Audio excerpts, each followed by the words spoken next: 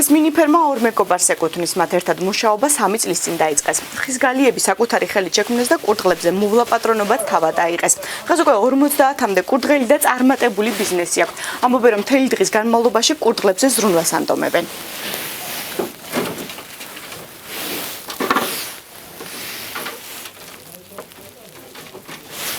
ვაღარშაკ მელქონიანმა და კარენ ტერპოღოსიანმა კურდღლებზე ზრუნვა ბავშვობიდან დაიწყეს. ამბობენ, რომ მათ ოჯახებში ამოწყინარმა ცხოველმა ბინა წლების წინ დაიდო, თუმცა მათი რაოდენობა იმ პერიოდში არც თუ ბევრი იყო და მიზანსაც მხოლოდ კურდღლების მიმართ სიყვარული წარმოადგენდა. 3 წლის წინ მეგობრებმა გადაწყვიტეს, რომ ერთობლივი მუშაობა დაეწყოთ და საყვარელი საქმიანობა წარმატებულ ბიზნესად ექციათ. ბოცვრები შეიძინეს და დღეს უკვე მათ მთელი რეგიონის მასშტაბით ყიდიან.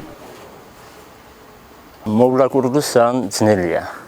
ძალიან არის ნაზიანი ის არის, მაგრამ მე მიყვარს ბავშვი საერთოდ კურდღლები მიყვარს და იმიტომ ვეშნათ მაგ, მაგრამ მომგება აქვს. არის ისეთი, რომ მე ახლა მუშაობ ბაჭიებზე.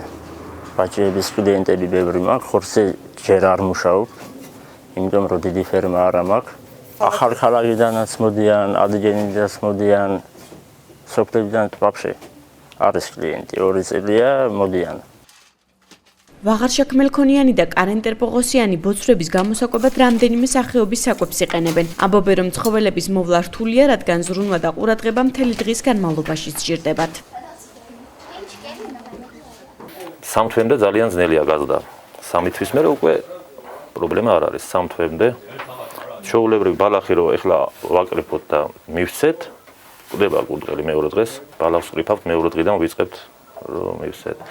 კორმზეც რო თქვა საჭმელი, აი ეს გერმანული საჭმელი ძალიან კაი საჭმელია, მაგით რო გავზარდოთ, არაფერი არ შეხვდება ავადმყოფობა, ძალიან კაი საჭმელია, მაგრამ ძალიან ძვირია აქ. ვაფშე საქართველოში მებოცვრეობა ძალიან ძნელია, იმიტომ რომ ყველაფერი ძვირია. გარდა საკვებისა, მათ სხვადასხვა დაავადებებზე სამედიცინო აცრების ჩატარება სჭირდებათ.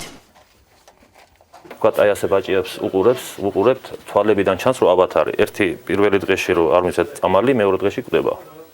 ძალიან ფაქიზი ცხოველია, ძალიან. არის წამალი, ვაქცინა არის წელიწადში ერთხელ შეიძლება, არის რომ 6 თვეში ერთხელ.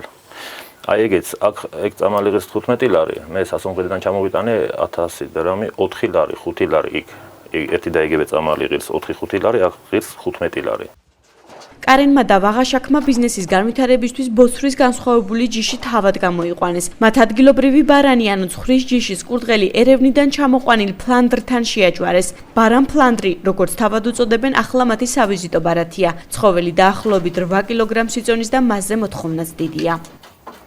აი ხედავთ, ერთი ყური დღას, ერთი დაწეულია. ეს ნახევარი თქვათ ბარანია, ნახევარი უკვე ფლანდერია.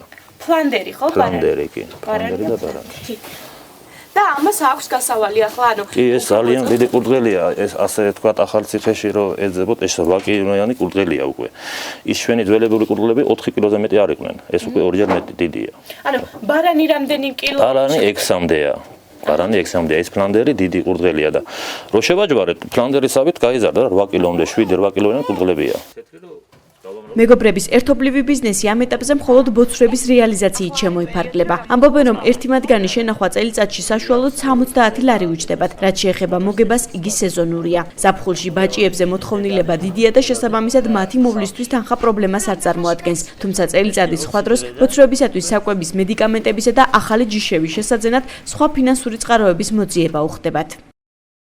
როცა ბაჭიებზე მუშაობ, აი პერიოდი არის, აი მარტი და აპრილის მომენტზე კლიენტები ბევრი მაქვს და კლიენტი ბევრი მოდის და მერე გაჩერდება, მე რომ ბევრი არა მაქვს ხორცზე არ მუშაობ, მერე გაჩერდება, ეხლა ამ დროს კლიენტი არ არის რომ ბაჭიები აინშვიდონ რაღაცა, სულ მე თვითონ ხარჯავ რა. ხორცი ღირს თქვათ 1 კილო 11 ლარი ღირს, აი ჩინური ხორცი ჩვენ თქვათ 12000 რო გავყიდოთ.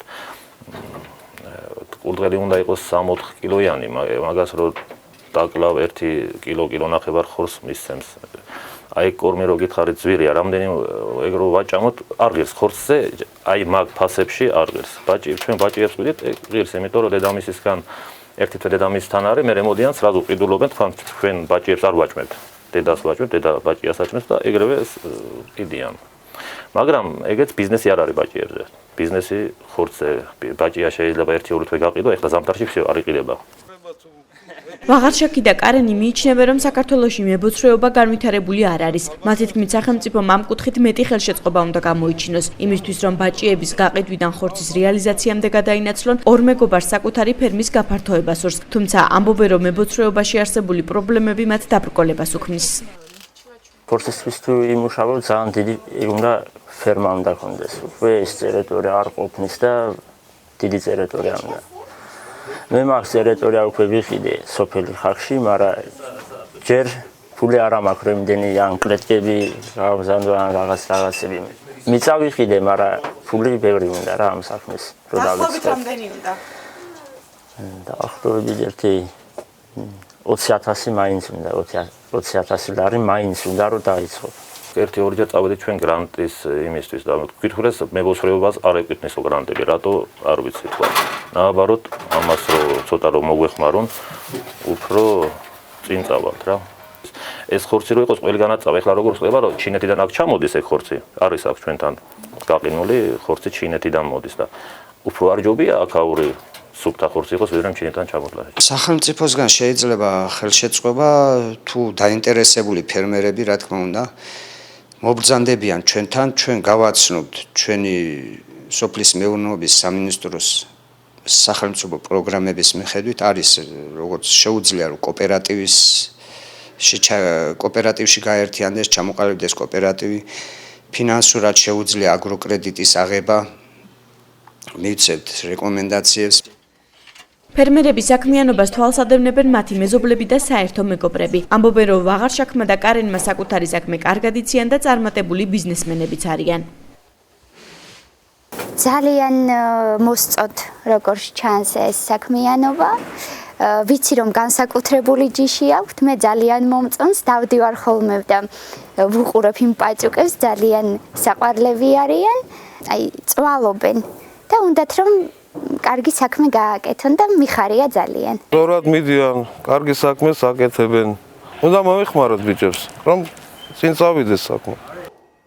ვაღარშაკსა და კარენს ამ ეტაპზე 50-მდე ბოცვერი ჰყავთ. ამბობენ, რომ მას შემდეგ, რაც ზამთრის ცივი პერიოდი ჩაივლის, ცხოველები გამრავლებას დაიწყებენ, თავად კი ფერმის გაფართოებისთვის და მათი მოვლისთვის შესაბამისი თანხების მოძიებაზე უნდა იზრუნონ.